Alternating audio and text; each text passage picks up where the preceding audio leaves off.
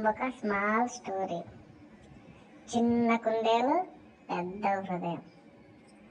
ఒకప్పుడు అడవిలో చిన్న కుందేలు చిన్న పిచ్చుక ఉండేది. అది చాలా చలాకీగా పాపగా ఉండేది. కానీ ఒక చిన్న సమస్య, అది కొంచెం భయపడేది. ఒకరోజు అడవిలో పెద్ద గాలి వేస్తూ ఉండేది. చెట్లు ఊగుతూ ఉన్నాయి. అప్పుడు చిన్ని ఆడుకుంటూ ఉండగా చిన్న గోపిల్ల పేరు టీటీ. ఆ టీటీ అనేది చెట్టు కింద పడిపోయింది.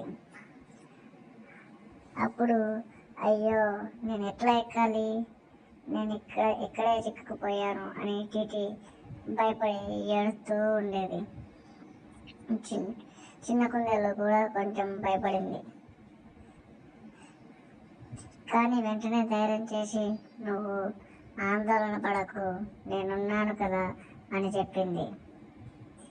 అది దగ్గరలో ఉన్న ఒక పొడవైన కర్రను తీసుకొని వచ్చి దాన్ని చెట్టు దగ్గర పెట్టి టీటీ ఎక్కేలా చేసింది. అప్పుడు టీటీ అనేది చిన్నగోపుల పైకెక్కి ఇంతలో తన అమ్మ దగ్గరికి చేరుకుంది.